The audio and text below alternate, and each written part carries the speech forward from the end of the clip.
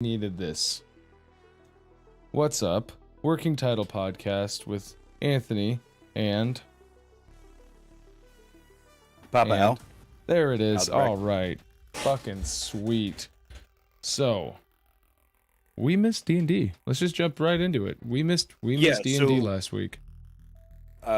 Yesterday we missed D&D. One of our players was out sick. No, not sick. They were out for holiday camping. Happy Memorial Day weekend. Remembering the people that allow us to be free enough to do this. Mm-hmm. Salutes. Oh, salutes round the clock. Duh. So, that being said, we didn't have a session of D&D, and it made me sad.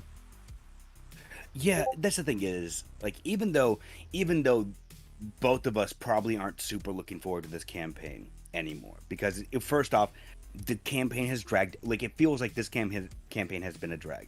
But secondly, yeah, and secondly, on top of that, it just feels like my brain's dying right now.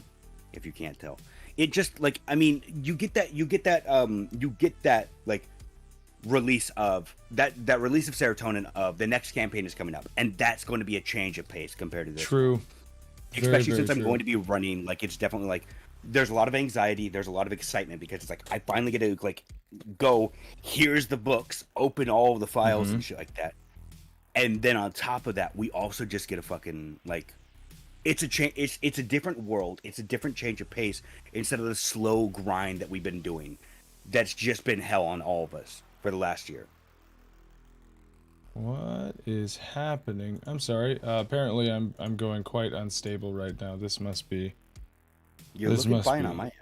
Well, according to Twitch and to YouTube, my bitrate is dog water. It's hot trash, if you will. So I don't know if that's the case or not, but I'm picking you up fine on Twitch right now. So well, good. You know what? Twitch is a liar. I'm sorry, but yes, bringing it back in. Yeah, it was just one of those situations where we're at the end. All of us are ready to go forward into your campaign, right? So for you and I, it's like it's like dangling that treat in front of us. Like, come on. Yeah, exactly. I'm ready for the freshy fresh. But yeah. We're at the end of the campaign, so none of us want to miss whatever the crescendo is for this. I hate ads. Whatever the crescendo is for this campaign. We're coming to the end of it, to the peak, the climax, if you will. And we want to see what's up. So, that being said, we have all opted to miss the weeks instead of like playing with a half of a party or missing someone. Especially when you're going to the end of the campaign, usually that's when the DM has a bunch of stuff prepped for the players, where they're like, this is the end. You're going, like, take any season of show, anime, whatever. At the end, it builds up to a crescendo, and then the last few episodes are that crescendo. Now, this campaign doesn't necessarily feel like we're going to get to that boss fight, but it definitely feels like we're coming to something that's going to be like revolutionary or something like that. Like a cliffhanger for the next season of this campaign. Dude, it will probably be a huge cliffhanger. Oh, yeah, for sure. But, I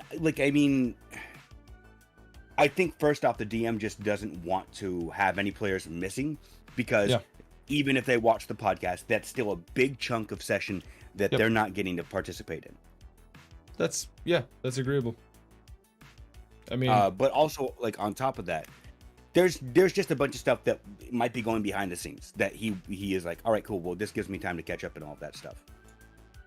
Yeah, and we won't know until it happens, right? Until afterwards, because we kind of, most of us, we try to have this part, like this ideal of we don't want to show how the sausage is made unless either A, it's super dope for our like group, or B, like it's already happened, or it doesn't matter, it's irrelevant anymore, right? So like if we don't get to whatever this climax is by the time his campaign is scheduled to end, we go over, he'll probably tell us what the deal was, and then we'll enjoy that, have some one shots to resolve some unanswered questions, and then next time it's his go around, there you go, we'll deal with the consequences. Exactly. But so we dug around in the old random encounter generator, and we figured out some fun talking points. Yeah.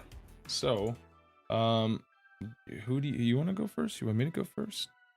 I'll go first, and then you can. Right. Actually, you know what? If you want to ask the first question, I'll ask the second question. Okay. Yeah. Okay. So, when it comes to creative writing, also, by the way, quick sidebar: if you didn't watch last Monday's video on my channel, and I think you were streaming it too, right? I was streaming it as well. Yeah. Okay. So we started creating a new world for a new Discord server. Yeah. Because a lot of the people in that Discord server were talking about how they want, like a while ago, we're talking about how they wanted to play D&D. Yep. A lot of them are new to it, so we decided. I threw out a short blurb there of why don't we mix a few genres together? Yeah. Sci-fi, a little bit of sci-fi, some lot of modern elements, like a little bit of modern elements, like your old campaign. Yep. Some cyberpunk stuff in there, like augmentations and stuff like that, and on top of it, just like general like seedy underbelly kind of stuff. And then on top of that, a lot of like D&D mythical stuff. Yeah, a fantasy, that's what I'm going high for. Fantasy mixed with hopefully a good blending of high fantasy and modern tropes or signatures, if you want to call them that. So in that we did a lot of creative thinking and writing collaboratively, so that way we can try to put together like the beginnings of like civilization, right? So it actually prompted the question, how do you get the creative juices flowing? In other words, like how do you get into the right headspace for creating worlds, either on your own or collaboratively, like we did? You should go check out the VOD, and I believe we'll be doing it tomorrow. Yeah, if you want to do it again tomorrow, then I'm down. Totally down for tomorrow. Okay. For creating worlds, characters, adventure ideas, like how do you get into the mindset of it? Like, is there like a ritual that you do, or is there like any sort of content that you consume or anything like that? And then once you get yourself into that, how do you expand on those ideas once you come up with your like, this is what I want to create? So if you want to take that one first. Do you want me to go first? Yeah. So first off, since I write as well, I do writing commissions on the side. But since I write as well, I have the same thing for writing as I do for world building and character building as well. Is for character building, I will roll dice for some aspects in Sanithar's Guide to Everything, because they have like the backstory for the character roller there. Yep. So I roll those, and then I'll just go, okay, these are the general notes in his life. How did he get from how did the character get from one of these to the next one? And what happened between those two? What happened afterwards? Like, what was a result or consequence? And then I will present it to the DM and go, here's what I'm thinking for my character's backstory. Yeah. What do you think? Here, so you can integrate it into the world. It's like ad-libbing, right? You have these points, and then you just fill in some blanks with some interesting. I like that. I actually really like that. Yeah, so it's like it's the same thing with writing, where I'll go, okay, here's what I want to happen in this scene or this paragraph. Mm-hmm. Or like, I want a paragraph of this, whether it be anything from how does he get from the from his spaceship down to the surface, whether it's drop pod or whether he crashes or whatever. Sure. And then I'll just go, okay, here's a question for this. Here's a question for this. Here's a short plot line, like a one sentence thing, and then you can. They call that an elevator pitch. Yeah, and then you can just flesh it out. Mm-hmm. On top of that, having some background music that gets you in a certain mood. If you're writing violence, get some metal going. Boom. Yeah. Oh, violence is no problem to write. If you're trying to write something sad, get some sad emotional music or noir-esque music. Like not blues, but like noir jazz. Dude, often get in a very like sentimental mood, I guess. It's not called the blues because it's happy music, man. Well, yeah, exactly. But so but yeah, like having a good music to write to, having like a decent, like, it doesn't have to be a lot. You can just go here's the elevator pitch.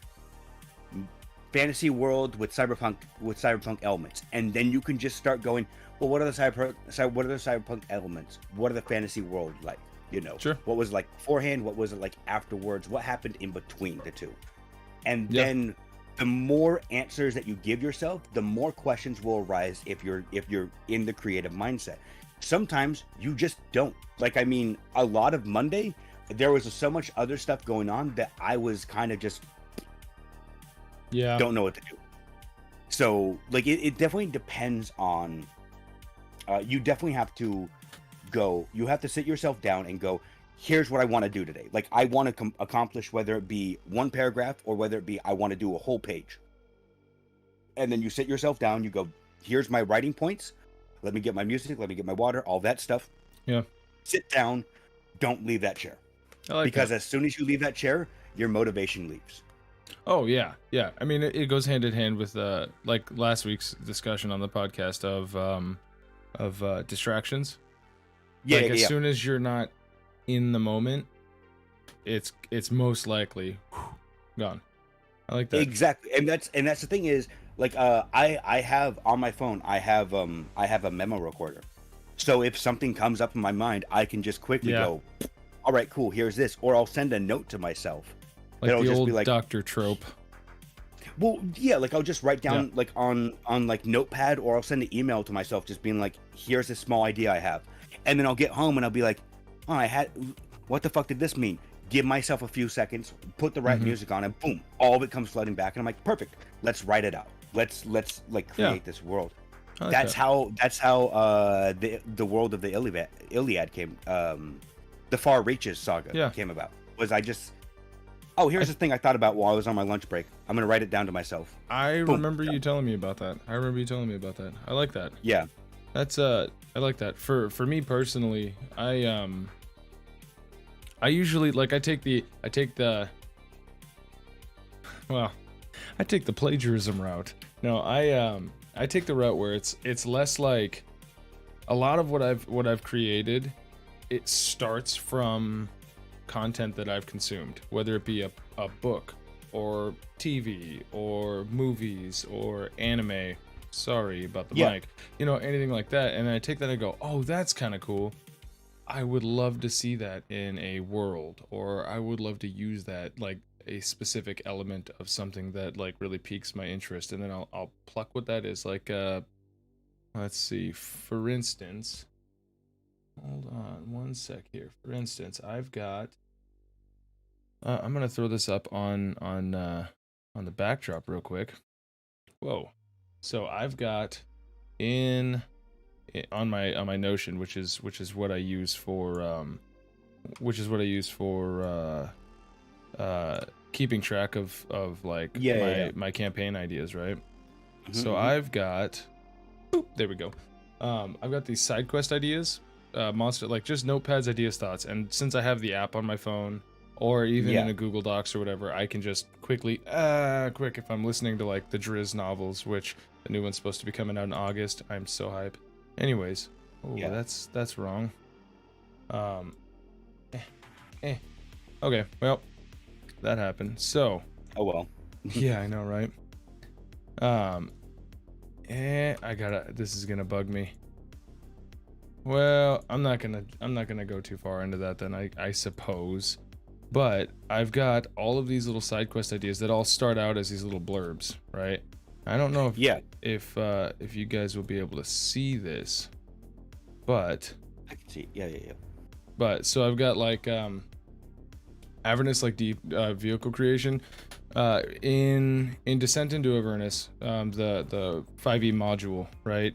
They have vehicle creation. It's something that they kind of came up with in there, and I love that idea because I've always wanted to have a game where I can like build stuff and have mechanical presets for it. And so actually this was going to be like one of the main mechanics of the one shot for your previous character Emiko's Yeah, like that was originally going to be her ending. Yeah, well, not her. I mean, doesn't necessarily have to be her ending. At least not in my head. But if it is in yours, then it is in yours. It's your character. But I was just thinking, what happened? I was just thinking, like, oh, hey, that'd be cool. Have the players get together, throw in a bunch of like weapons and defenses into a vehicle, and then have them like do like a Mad Max like style destruction derby.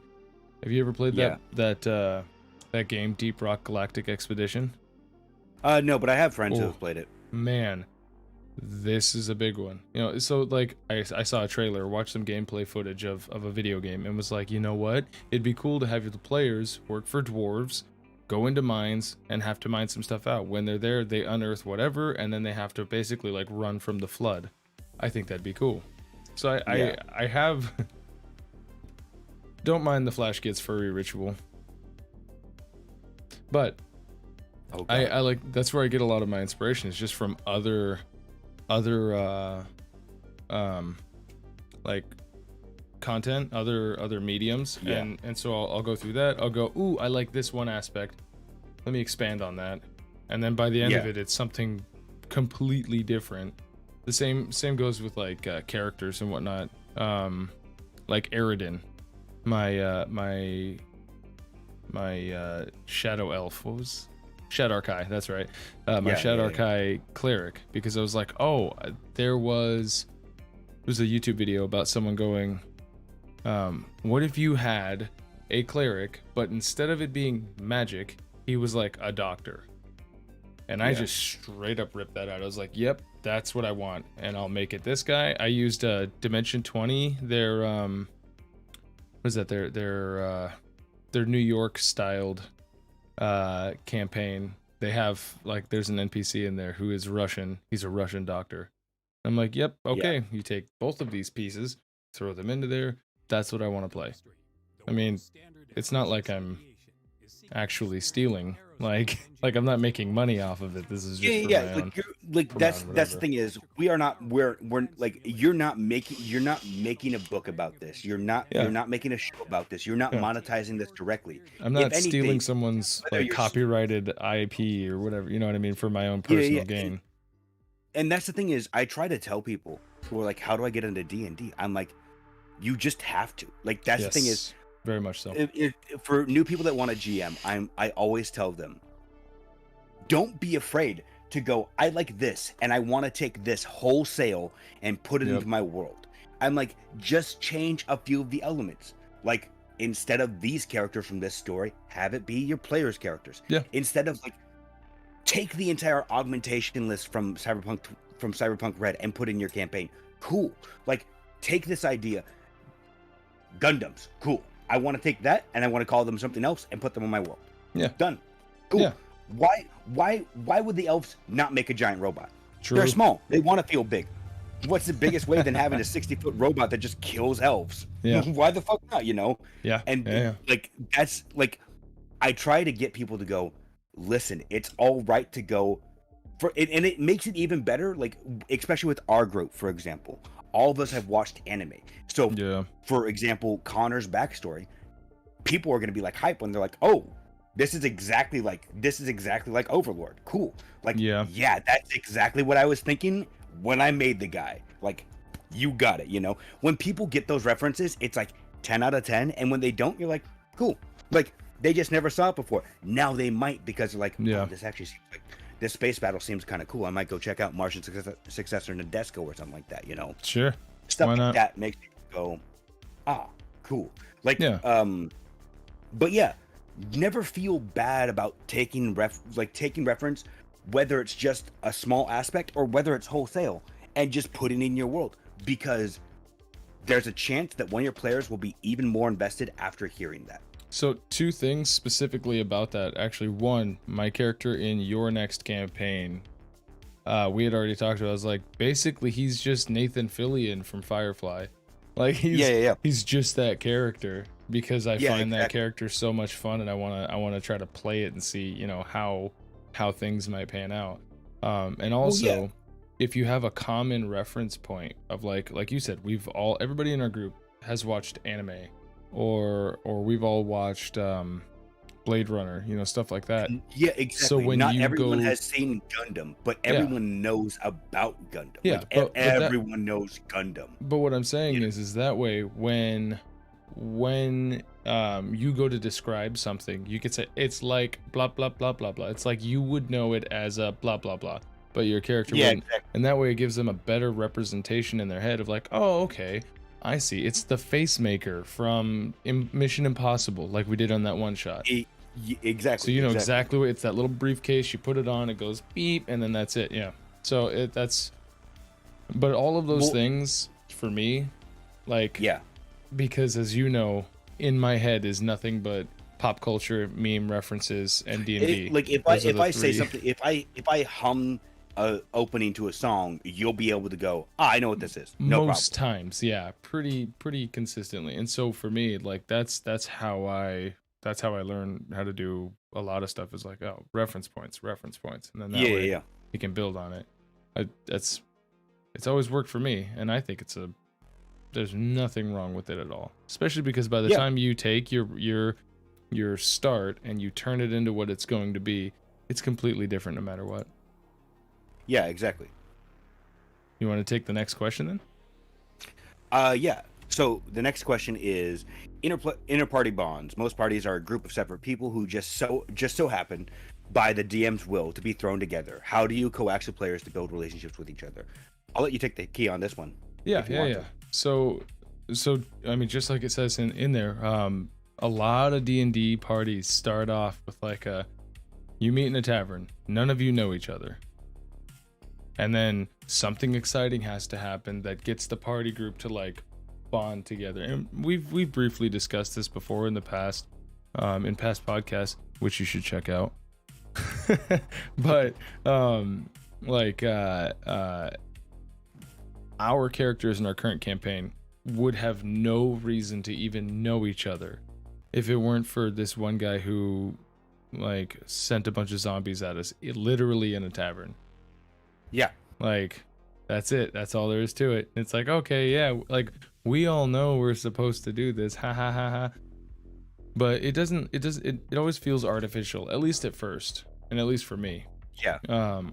So I was like, how do we get around this, right? And so for me, I was like, actually no, you hipped me to the Dark Heresy campaign from that had It Me JP and Total Biscuit, and they at the very beginning of that campaign, the GM had put together Stephen Lumpkin. That's it. He had put together an inter-party bond like list where you roll a d20, and then he basically asks you to set up a scenario. So, and it could be a bunch of stuff. I have a very similar list because of that, because I'm like, you know what, that is a phenomenal tool, which is also harkening back to the first question, like creative writing, right? I looked at his list, which you can find on the internet, like just about anywhere. If you just search for Dark Heresy Inter-Party Bond list, I looked at his questions and went, okay, I like those, but I want more. So then I just sat there and I was like, okay, you can get the basic outline. You roll a d20, you choose the bond between two people, and then you go, that's it. It's a good way on a session 0 to canonize like relationships. So that way your group will start off with preconceived notions about each other, not just oh, you're a dragon person, cool. Oh, you're a cat person, cool. Yeah, exactly. Like, we should go fight the necromancer or whatever it ends up being. Keep no. I mean that is literally how I do it, because otherwise there's nothing wrong with having we all got thrown in together and ran up a tree. There's nothing wrong with that. It works. So it is effective for one.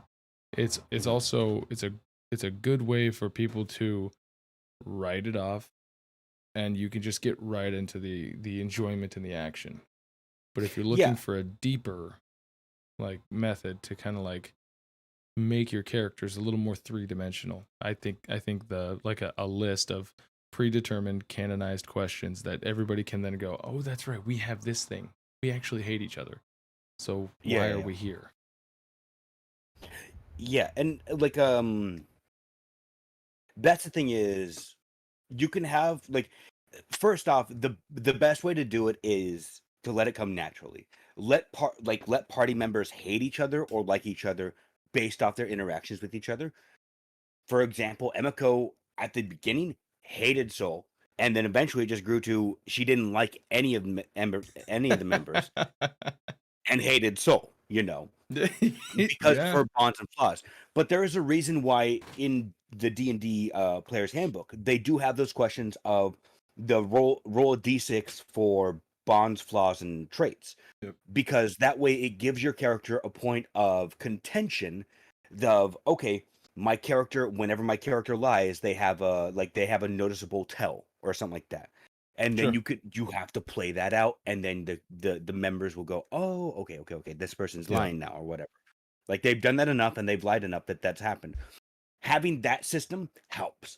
Also having, like you were saying, having questions, and then, for example, the same thing with 8MayJP's, and excuse us for using him so much, but he has a lot of D&D. He has a lot of good GMs on his channel, and he did, and he also has a lot of good campaigns on his channel. He did. But yeah, so taking from those in their Stars Without Number campaign, Swan Song, they started out with, what are your goals? What are your 3 goals? Come up with 3 goals between the start of session 0 and the start of next session. Yet another thing I plagiarized for my next campaign. Oh, no. That's the same exact thing. Is session 0 is going to happen. Your characters are going to have a little bit of role playing, and then you're going to get a job, and sessions are going to end, and I'm going to go, all right, don't forget your homework.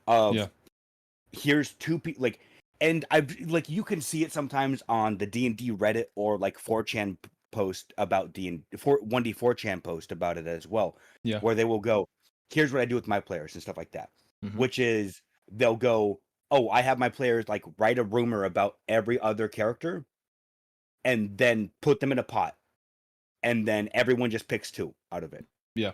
And that's something that they know, And not only does it help you, players build their own characters and go, I now have to incorporate this into my character, this little rumor that was heard about me. And I can either go, that was a lie, or, oh no, that is one of my behaviors that I do. On top of that, having the questions at the start of roll 2d20s, and all right, here's a rumor, here's this question. Which player do you share? For example, one of them was, you are strong, but this person is weak. Your goal is to make them stronger. For Jeff Robinson's character, and Jeff Robinson picked a psyker, and he was like, yeah. But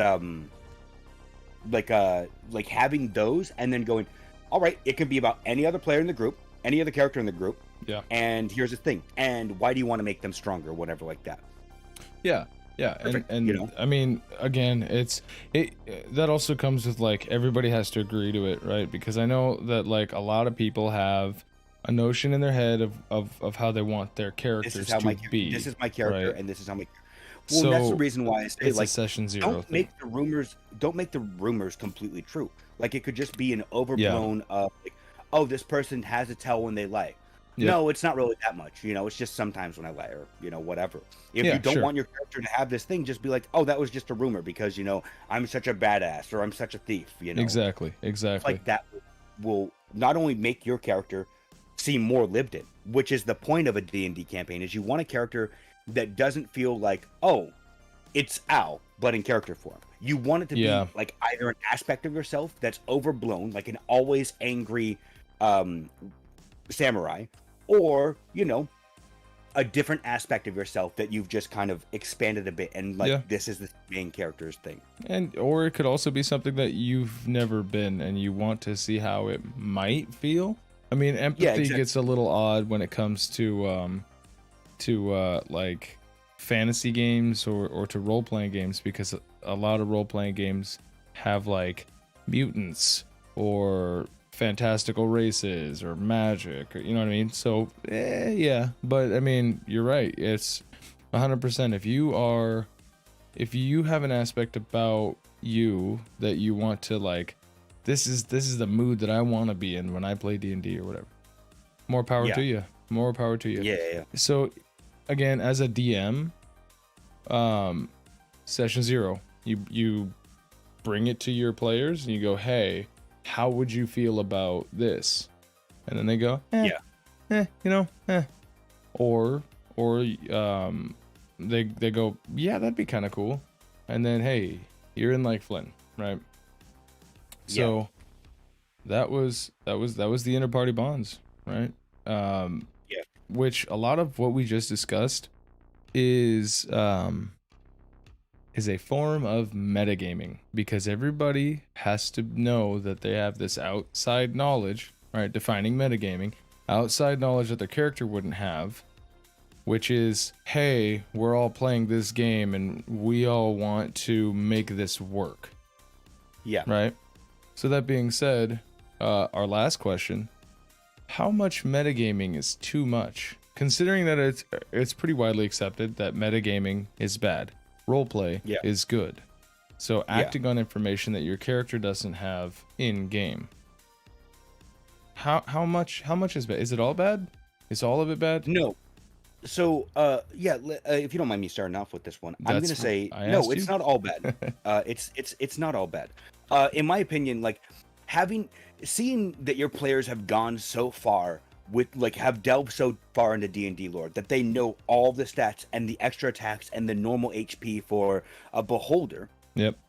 Is cool as a DM, because you're like, this person is actually taking D&D and going, I want to be more absorbed into this. Yes, please.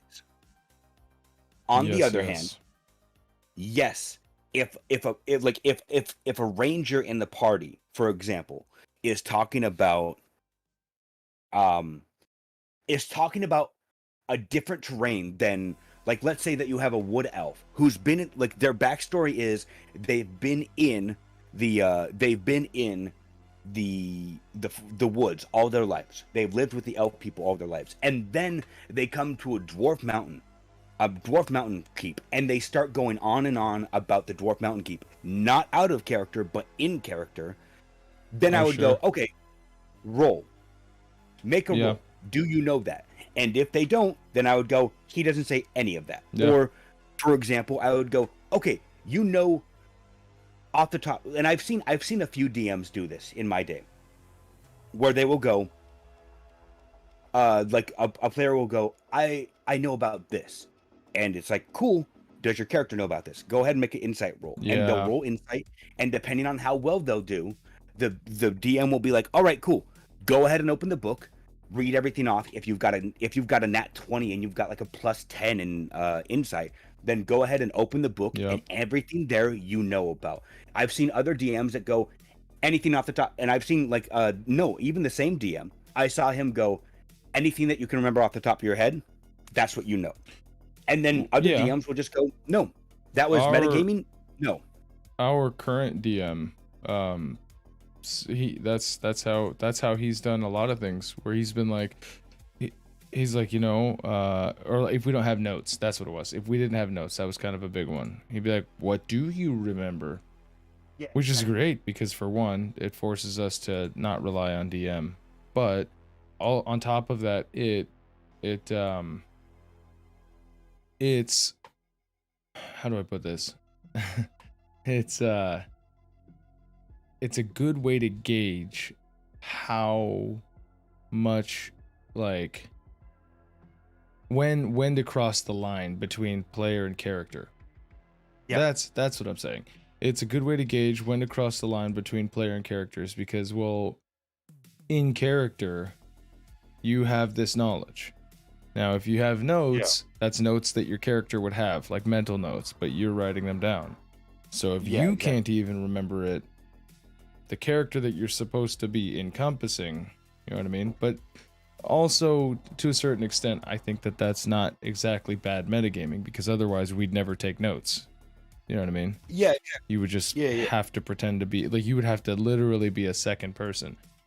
Mm-hmm. Now, on top of that, I know that most people say like, well, it's mechanics, it's for combat, right? It's because D&D is a game about killing monsters, so it's because of combat that we even have this what's it called, this conversation, is because would your character know that fire kills trolls, that trolls are vulnerable to fire and it stops them from regenerating? And would that guy's exhaust back there, make his car go faster? But like, would your character know? Don't know. I mean, maybe, but that's up to the DM and up to the table. So that could be bad if you're like, I know, like you said, a beholder has, what is it, like 137 hit points or whatever, or I know that a beholder eye stocks do this. That's bad. Sure. Yeah. I don't think I unless your table is one where they all know and there's no getting around it. If you're just a bunch of veterans, or maybe you're all just a bunch of D&D like enthusiasts, and your whole group does nothing but pour over stats, I don't think it's necessarily a bad thing in that specific scenario to metagame, right? Yeah. But I also, to the same effect, it's like, well, there's certain things like making the party work. Like I have told when our DM was a player of mine, he was like, yeah, but my character wouldn't do that. This is what my character would do. And let's frame this the right way, because we've had a character who acted contrary to the group because that's what his character would do, right? And it pissed people off. He stole from them. He did all the bad things you're not supposed to. Attempted to kill them, yada yada yada. Stole from them, put them in spots where it was not good, right? Yeah. And I had to actually pull him aside and go, hey, your character's a dick. like I want you to change your character, because the rest of the actual people in real life who are playing don't like your character. Yeah, exactly. And he was, and that's the thing is, if you're in character, like if your character and my character are having a flaw, like my character naturally doesn't trust thieves, and you're being a thief, and that's it, fine. If you're ruining my fun because you keep taking shit from my inventory, I'm gonna start fucking hating your guts, because I needed that sword as a backup weapon in case my halberd gets lost. Fuck you, Because I needed that sword, but this is not a specific reference. Because I remember the exact time that you're talking about. He's done the same exact thing in our campaign, and it's like, okay, you've taken items that my character has on them at all fucking times. How would he not know that's missing? Yeah. And trying to work with him on that shit is kind of annoying. Well, and I mean, don't get me wrong. There is a time and a place for that, because every gold piece that you get, are you really concerned? Like, are you telling me that you wouldn't be concerned with a pickpocket? I can understand it to a point. Someone picks your pockets in the middle of the night, that's a good hook for an adventure. But to abuse that and to just have it happen just for the lulz, like, nah, that's not okay. And so that's part of metagaming. That's where it's really up to the table, because there's probably a table where they're like, yeah, let's steal from each other. We're all scoundrels or whatever, right? Let's try to kill each other. And I mean, like, there's a time and place for that stuff. Yeah. But like when we just started out and you're stealing stuff immediately from me, my character, why is my character not killing your character? Like, out of game, why the fuck are you not dead right now? Oh. Yes, you might be a wizard, but you're a level 3 wizard, and I'm a level 3 fighter. And guess what? I have action surge, so your ass is fucking grass, and your AC action economy fucking high. It breaks right down to mechanics. My action economy is better than yours, so. Well, yeah, exactly. That's the thing is, it's like, tell me why I wouldn't kill your character right out. Yeah. Oh, because we're supposed to work together. Yeah, that doesn't fucking stop you from stealing my shit, though. So, again, why wouldn't I kill you? But the argument of metagaming is bad, because you can look all over the internet and you'll see everybody metagame bad, roleplay good. If you make the if you make the right choices, like optimizing. If you make the right choices to optimize whatever, then it's bad. If you make all the wrong choices, then you're role playing good. And that's not true. That's not necessarily always true. But when it comes to things like my character is a dick, that's metagaming. Because your character wouldn't know that he's pissing off people who are controlling everyone else's characters. So, is metagaming bad? I don't think all metagaming is bad, personally. No, I think that metagaming can be a useful tool if it's not abused. There's a degree to metagaming, and it's the same thing with any other part. Role-playing is good, but too much role-playing will make all the NPCs seem this like just, oh, that's another guy with the funny voice. That's another guy with the funny voice. Very true. What's the shopkeep? Oh, another guy with the fucking Norse accent. Cool, whatever. After a while, the NPCs mix together. It's the same thing. Like, if you mix the two together, it's great. I don't mind if for example, in my campaign, I don't mind if your character said to me, well, my character's worked in a library and it's in his backstory, so I would feasibly know a lot of knowledge or history of the, like, my person's worked at a museum, or my person has worked in the military, so he would know about this aspect of life. I don't mind then you bringing in your own data and going, well, 100%. It says this in the book, so I know about PFPs and stuff like that, and I would be like, cool, they're not exactly written as, and that's the other thing is, for a GM, make your items slightly different than the ones in the book. Even if it's just a bag of holding, changing the flavor a little bit and going, they're much rarer or they're much more plentiful, so no one cares about them to write them down. And that's the first thing that a DM would learn about metagaming, or should learn about metagaming, is if you change up what's in the rule book. If your players are metagaming too much, there's a way to counter, like, just like the game, there's a way to counter that. There's a way to make it not as effective. On top of that, having them, like, if a character brings up their backstory and goes, well, my character's worked in a library for a lot of his life, and the elves store, like, it says, you told me the elves store a lot of knowledge in their libraries, so what would I know? I am fine with you then going, open the PHP, tell me what you read there. Yeah. That's 100%.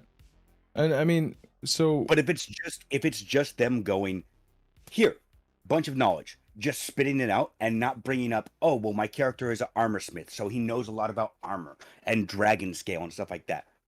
So I don't give two shits what you said, and I'm going to tell all the players, ignore everything they just said, because they don't know that. They worked at a clerical job. They haven't, like, they work as a tax agent. Yeah. They have never spent a day in the library, and their backstory doesn't say that they spent a day in the library, so he don't know shit except for counting money. So as an aside to that, for one, as a DM, you have to at some point come to terms with the idea of telling your players no. Yeah. Because there's a lot of times where players are going to go, well, that's dumb. You mean to tell me that my librarian wouldn't know about this book specifically, wouldn't know everything about that? And so, second point, on Wednesdays, I've been playing Baldur's Gate 3, right? Yeah. For one player Wednesdays, you know, go ahead and hit that subscribe, like, follow if you want to, if you want to see it on Wednesdays right around 8:30. Anyways, so, part of that, actually, I found out in that game, and this might be the way that it was supposed to be intended. They actually use history checks for you to recall stuff, right? So, nice, yeah. The idea of oh, okay, well, let's see. So if you have the background, then yeah, sure, you can roll to see if you can recall this, because I don't know about you, but I've been in plenty of situations where I know something when we're doing, like, meme references or movie references, quotes, wherever. You'll hear me say it all the time, double points if you can remember blah blah blah, right? Yeah, exactly. And you try to remember, so you're actually turning that into a D&D mechanic. If the player knows, I know that, you know, potassium blah blah blah and oxygen are combustible, cool, yeah, so you know that, so you know that. Let's see if your character knows that, because I don't really want you to start making chemical explosions in our game. Yeah, exactly. So, history check. And you'll get characters or players who complain about that, where it's like, oh, why do I have to leave it up to chance for me to not know this? Because have you ever tried to recall something? Unless you have like eidetic memory, it's gonna take some effort, and there's no guarantee that you'll ever remember something, or at least not right now. And so that's a good way to kind of combat player metagaming when it threatens to derail parts of your campaign. Yeah, and I think that's just fantastic, because like what we were talking about before, metagaming specifically, changing items, changing monster stats, stuff like that, it can get kind of hectic. I did that a lot just with the fear of metagaming on my first campaign. I changed around a lot.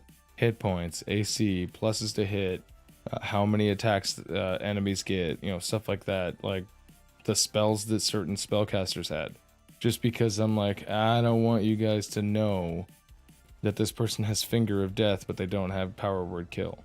So I'm going to give them Power Word Kill and take away Finger of Death, and then bada boom, bada bing, 10 out of 10. So when it comes to doing stuff like that, that's a little more work up front, or, winging it, I guess, but you don't want to wing some changes on the fly.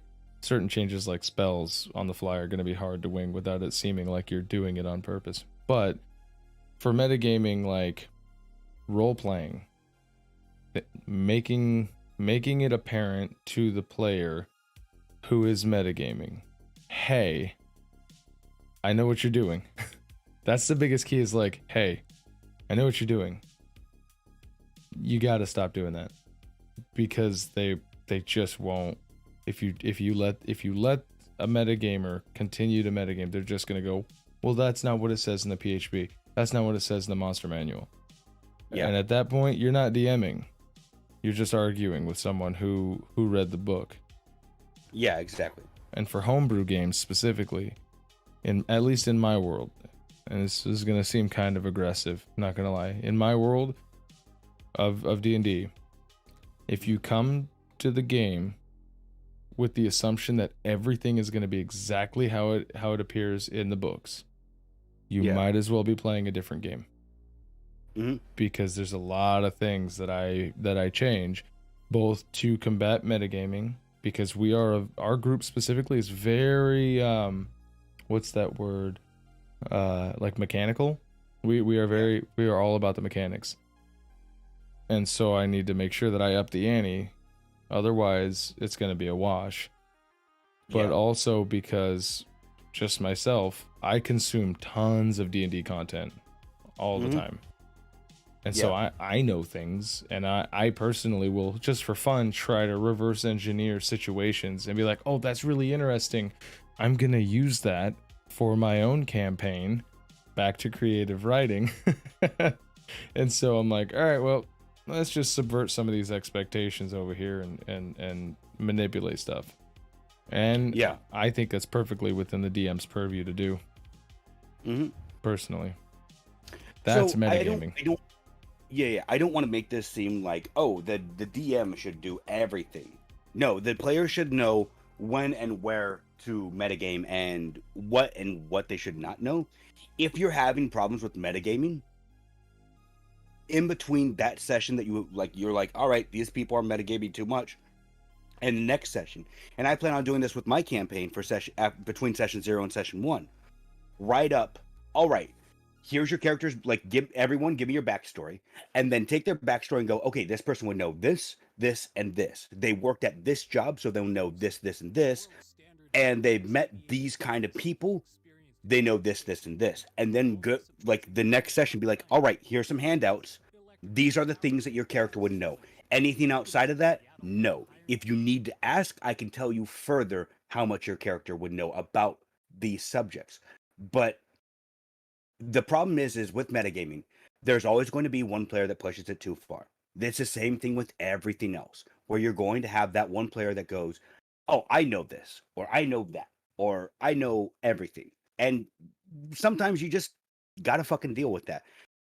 If it becomes a big fucking problem, then deal with it as you will, whether it be giant rocks fall and you die. Man, I bet your metagame didn't save you from that one, huh, asshole? Oh, sorry, I didn't realize I was muted. Yeah, rocks fall, everyone dies. yeah. Well, I mean, not even everyone, but just be like, yeah, you know about this, but what do you know about it? Roll. Make them roll. Like, that's the thing is, I want my characters to work for their stuff. I want them to be like, for example, one of the characters in the next campaign is going to be ex-warrior turned mercenary, I believe. I'm not 100% sure. Ooh. So he'll know, all right, cool. You fought for this, like, what house did you fight for? All right, you know about their traditions. What regiment did you fight for? What was your job? Those are the things you know about. You aren't, just because you're in the army does not mean you're going to know how to make a starship work or what a nuclear reactor on a starship looks like.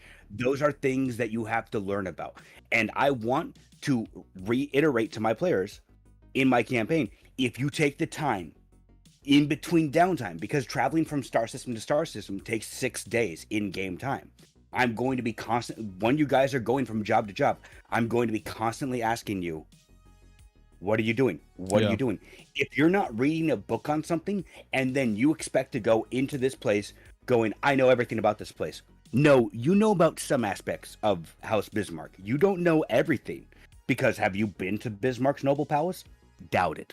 You know, stuff like that definitely helps. And I mean, even if a character has, for just using the example, even if a character's been to House Bismarck's palace, are they really going to know how the cook prepares the food? Are they really going to know what cleaning agent that the housekeepers use? Probably not. Exactly. But you will. It's almost a guarantee. You know, you'll get players who at the very least will ask if they know. Yeah. And that's the thing is, I would probably bring it up to your I would probably bring it up to your players at session 0 or session 1. Ask me if you want to know something, and I'll decide no, you don't, because you're asking about the beholder's lair, or you know a little bit. Go ahead and roll for me. Let's see how much you know. Yeah. Actually, because as a GM, telling your players go ahead and ask opens up a world of possibilities for them to go, cool. I now have a little bit of leeway. I can ask about these things, and he'll tell me yes or no, kind of thing. Yeah. And that's turning it turns it from us versus them metagame, right? It from either side. It turns it into a like, well, let's collaborate. If you have, like, we're leaving it to chance, sure, but you know, maybe the DC changes because your character has this kind of a background, or maybe I'll give you advantage, or you know, whatever, right? So turning it from a us versus them, now it's a collaborative storytelling with a chance, as long as of course both people are not happy, but as long as you can come to an understanding, like, all right, it's a give and take, right? Then that's like the easiest way to prevent metagaming from becoming this villainous thing where everyone's fighting, and, like, you know, kind of like what I was just talking about, where like my headspace is in when it comes to metagaming. If you can take that away by you know, hey, let's see, then that's perfect. That's exactly how it should be. But to go back to something that you had said earlier, Swan Song, right? The goals, the short-term, long-term, and character arc goals, right? Those are actually, I enjoyed that so much when it came to Swan Song and what was the other one? Far Verona. That's right. When it came to to Swan Song and Far Verona, that I incorporated that into my campaign as well. Just full stop, because sorry, sounds like my dogs are telling someone to go away. But Yeah, I incorporated that because I actually put a mechanical like incentive to do so, because I was like, well, hey, yeah, let's add some experience to each of those goals.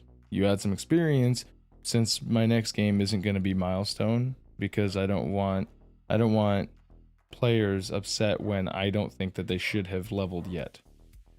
Because that's something that our current campaign, I've been like, come on, man, it's been 8 months and we haven't leveled up. You know what I mean? Like, we were there for a long time. But offering incentives to not metagame, or to change metagaming, because the stories are metagaming, right? Or your goals, I mean. Your goals are metagaming. I want my character to do this because I have knowledge of this. So, okay, how can we do that together? I think that that's one of the best things to come out of JP's channel is Swan Song and Far Verona, specifically for those and the roleplay value of those two campaigns. Yeah. Well, not to mention, like, a lot of that, like, if you go and listen, originally there was no space Illuminati, but at the end of Swan Song, like, you get to see JP's redneck acting character. You get to see behind the scenes of it and see that, oh no, he wasn't a redneck. That's just like his new persona. And he's kind of a scoundrel, and he's part of the Illuminati, basically. That was something that he came up with and brought to the DM, and the DM was like, yeah, let's put that in. And that's the same thing I want with my players to do, is I want them to come up with, oh yeah, there's a secret organization that I'm thinking about. Cool. What's it going to be called? That's why I made, like, the guilds, but there's other guilds that aren't, like, official, you know? Oh, sure. Yeah. I mean, like, you're part of the Thieves Guild, but are you part of the Dark Brotherhood Thieves Guild? You know, stuff like that. The Mother's Cowl. Yeah, exactly. Yeah, but like it's stuff like that. If you give your players the opportunity to work alongside with you and help make that world theirs as well. Yeah. And that's kind of why I want the people that are going to play the game be there for the stream. So then be like, "Oh, what about this idea? Cool, let me throw it in. Like, let me throw it in the notes, and then WarBoner and I will discuss it later on." You know, which is all metagaming, not the discussion, but I mean, like, it is like players who say, "I want to do this." Yeah, they will know it exists. Yeah, but the problem is then you can go, "Oh, you want this item in there? Cool." Or you want this part of history to happen? Cool, but that's secretive. The Dragonborn don't want you to know about that. So, how much do you really know about that? Have you heard rumors, or were you there when it happened? You know, kind of stuff. And that could also be a point where you tell the player, like, okay, this is as much as you're going to be able to because you don't want to lead someone on and be like, oh yeah, well, I mean, have them roll, and they go, yeah, you don't really know. I got a crit. What do you mean? You know what I mean? Like, stuff like that. Like, I rolled a natural 20 on my history. Yeah, you really don't know much. Then they feel like it's cheapened. So that could be a point where it's kind of along the same vein of nipping. Well, that was weird. Of nipping metagaming in the bud, where it's like, you're not going to be able to roll. Your character's just flat out not going to be able to know this. And most characters or most players will go, that's poop. Yeah, all right, I get it. That makes sense. There you go. Everybody walks away amicably, and you have some funds for it.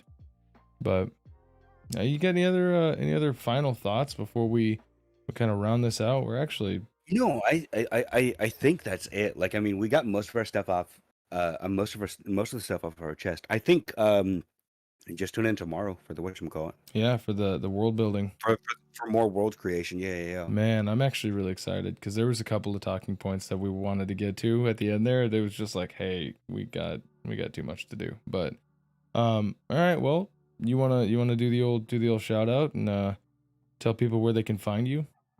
Yeah, so Twitch is right above my name down there, twitch.tv/Papa Aldebrecht. And then my Twitter is @Keimler. AK is capitalized. But yeah. That's it. Nice. And you can catch me at Twitch TV WarBoner 8055. You're watching this.